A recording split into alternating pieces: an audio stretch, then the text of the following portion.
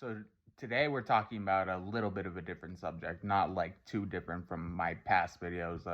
You might notice that one of my videos got removed for hate commentary, I guess is what they would say. I'm not hateful, I'm just spitting facts, and I'm here today to prove myself about why I'm spitting facts. So I wanted to do a little bit of a breakdown on how politics works so that the rest of you know exactly where I'm coming from. Politics, I've studied it for a long time. I was a political science major. Well, I never quite finished school, but I was a political science major for a long time. And I managed to figure out exactly how everything works. How everything works. You can imagine it like this. I guess to talk about, I have to talk about gang mentality, right? Because that's what I base my theory off of. My big grand theory of politics.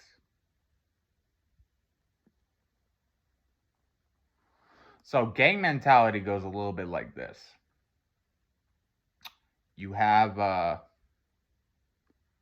big groups, you have small groups, you have groups of every size and every nature, and they're all working towards an agenda to serve their people, or yeah, the people within the gang. They're all like working towards an agenda that best serves their particular gang. And how this works, in essence, is that you have a hierarchy and all these little subgroups of people. You have a hierarchy where there's the people at the top, there's the people at the bottom, and there's the people in between. It kind of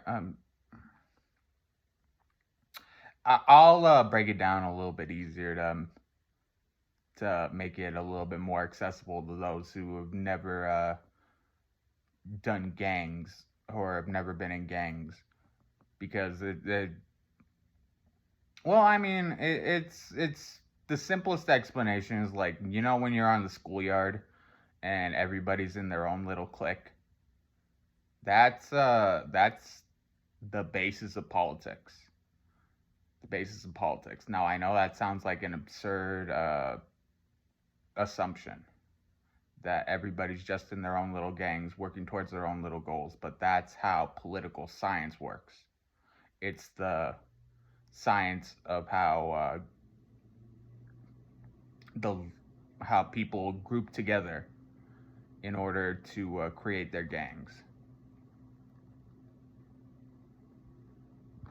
And it doesn't necessarily have to be as serious as it doesn't have to be as serious as like people out for blood who are killing each other because they have disagreements on ideals or anything like that, or they have disagreements on territory or whatever. It doesn't have to be as bloody as that. I'm the reason I bring up the school analogy is because this is the basis of how all political science works. People get together in groups, their own little groups, and they are their own little gang, in essence. Now, what do I mean by this? And where am I going with this? Because this translates into everything I'm trying to portray at the current moment, and how I've come to my conclusions about how all these little things work. Excuse me.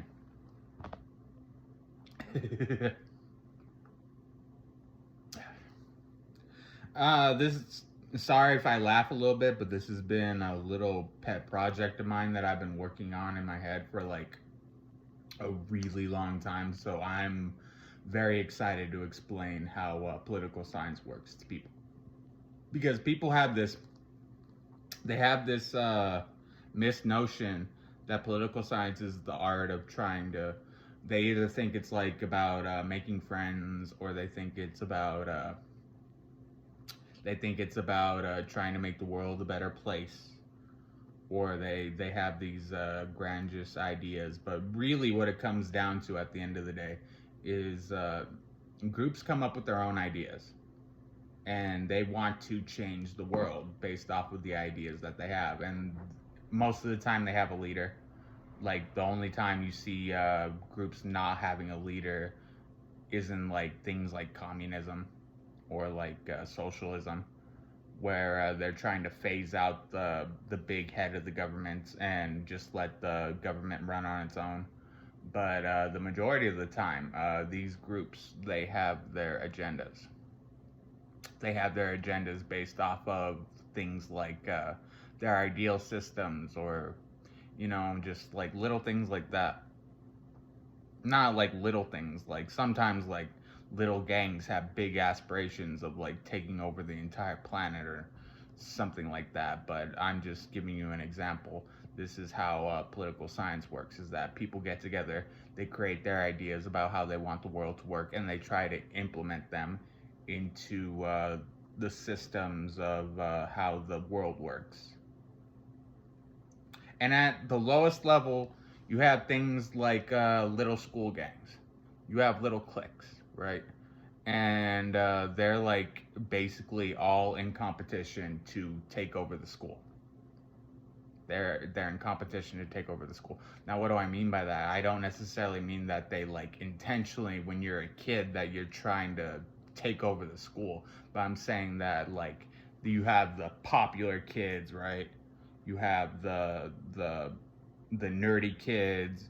You have the oddballs. You have all these different groups of people, and they're like all striving towards one goal to. And this isn't necessarily an intentional thing. This is more like a structural, how we've been taught to do things thing. Is we have a system in place in which we are all competing against each other in order to get our ideas fulfilled. And if you're not a part of the in group, then you're not a part of the in group. And if you're like on a lower totem pole, I guess you would say, than like a bigger group, you're not going to succeed. So you see this a lot in schools, and I'm using the school analogy because it's just like so simple to understand. You see this a lot in schools where, like I said, you have the popular kids and then you have the nerds. And obviously, the popular kids rule over the nerds in the social structure of things, and they like persuade people to their position that, oh, you shouldn't like hang out with that kid because he's a nerd, right? Or you shouldn't like take this guy seriously because he's not very smart, right? Like that's the basis of the assumption. That's the basis of the assumption, is that we're always, because of the way we've been taught to do things, we're always striving to be in our cliques and to subvert other social groups in order to gain social status, right? Like obviously, like if you're in like a magnum school for the gifted, the nerd group is going to be over the group of people who doesn't try, right? Like it's just a matter of fact of where you are in life, right? So you have these big groups and you have these little groups, right? And that's also the basis of capitalism, is that we all are in our own little groups. We all have our own little ideas, and we're in our own little companies.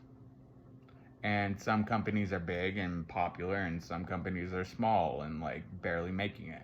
And this is where the theory begins to emanate. Like you have these multi-billionaires like Bill Gates or Elon Musk, or a number of things like you could even like think about like Twitter and Facebook and all these competing mediums in order for people to get their opinion shared. And you have the winners and you have the losers. You have the people who are doing well because they have done well in society, and you have the people who aren't doing so well. Like Elon Musk thinks because he has $1 billion and he has $1 billion company that he can run Facebook, or not Facebook, Twitter, that he can run Twitter. X, I guess you would call it now. You have these people with these ideas of these structural systems who want to basically. I know, like, it's a weird thing to say, but basically the goal of becoming one of these structural systems and like raising your like your company or your clique or your gang or the basis is to be on top, right? The basis is to be on top and not on the bottom. That's the basis of how we've been raised as kids, is to compete with each other and to become our own separate groups of these people who just think wildly different. You know, like you have the Republicans and you have the Democrats, and the Democrats, they aren't necessarily that much different from the Republicans, but they believe in things like abortion rights over how the Republicans don't believe in stuff like that. That's just an example. Like each group is trying to get their ideals in the world set above all, right? They're trying to put their ideas at the top, while the other group is on the bottom, and that is the basis of politics. That's the basis of politics. And I think I'm going to say what I want to say for no, I can go into it. So now that I've explained the basis of politics, I can explain how I came to my conclusions about the one world government system and how people are being manipulated and lied to in order to achieve this goal of a unified government theory. So, to start off, and I know I explained that pretty well, but I know these are like really hard concepts to understand. But I want to explain this one because this is the next thing, the next step in the evolutionary process of how governments and organizations and corporations get formed. So, in business, right? Like, if you need wood, just as an example, if you need wood and you're not a wood-based company, you're not a company that makes wood, but you're a company that processes wood, you make a deal with the wood guy so that way he's your provider of wood and he'll give you the best deal around because he's just so good at getting wood, right? You search out the best guy for the job, right? You make deals with people. It's all about deal making. Like the entire structure of politics is all about deal making. Like low key, Donald Trump was right, but he just wasn't very good at it. So there's this process of deal making, and in the process of deal making, you have the big fish and you have the small fish, right? So the big fish has leverage over the small fish because without the big fish, the small fish is not going to be able to survive, right? It's kind of getting into back into nature again, right? So you have the big fish and you have the small fish. And the big fish are usually the oldest companies around. Like, you know how, like, people talk about Rockefeller, right?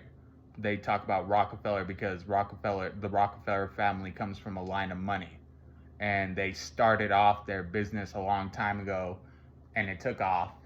And now, because of that, they are farther ahead in life than, say, like your corner store drugstore, right? Because the drugstore just started yesterday, but the Rockefeller family started like years ago, right? The Rockefeller family started years ago. So that's the basic premise of how I'm explaining this next part, is that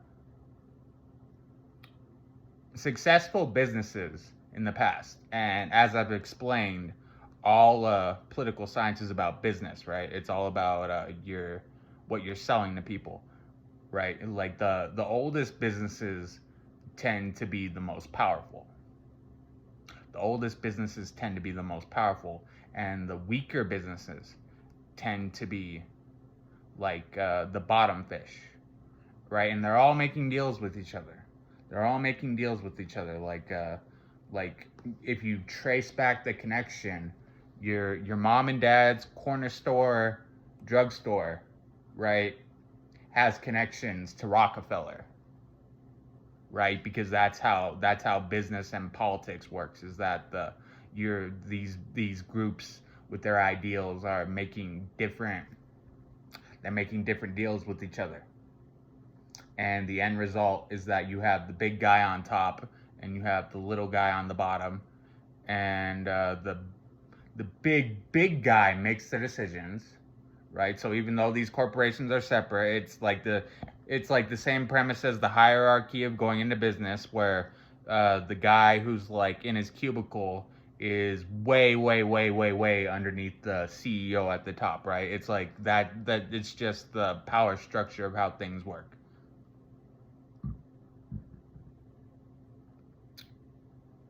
So you have these big businesses at the top who have been around forever and know how to run their business. And you have these little itty bitty guys at the bottom, like, because when you break down the hierarchical structure of a business, right, like just one business, I'm talking about politics here. When you break down the hierarchical structure of a business, you have the little guy at the bottom and you have the big guy at top. So the little guy has to answer to the big guy, right? And then you go even further than that, and the little business has to answer to the big business, right? Because without the big business, the little business isn't going to survive, right? And then you go a step further than that, and then you have these big, gigantic corporations, or these religion, right? Where they have millions and billions of followers, and they've been running their shit forever, right? You have these businesses, these religions. You have at the top is the religions.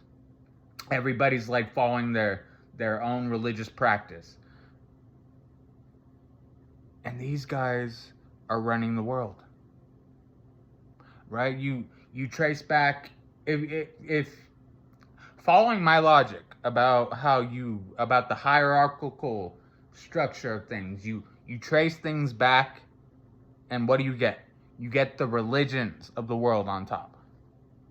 The religions are running the world. And it's like a secret, but it's like not a secret at the same time. Like there are people who would like swear on God that they won't that they'll follow the structure of the church over the structure of the American government. It's like an open secret. It's like something like everybody understands, but they don't understand because it's never been presented to them in this way. These religions are literally running the fucking earth. And what's at the top? Who's at the top? Who's the oldest fucking religion in existence that's like had the most sway over the most amount of time? The Jewish people. And I know that's a very controversial thing to say, but hopefully I've explained this in such a way that doesn't come off as hate speech. It comes off more as like, well, that just makes sense, that these people would be running the world. Because one of my videos got taken down for hateful content, and I just wanted to make a video explaining how I came to my conclusions about who's running the world. Right? And yeah, that's it. I'll make two more videos today, and then I'm done. Because I want to explain how it became okay to be a Nazi, and I want to explain something else I was thinking about, but I'll have to come back to it later. Peace.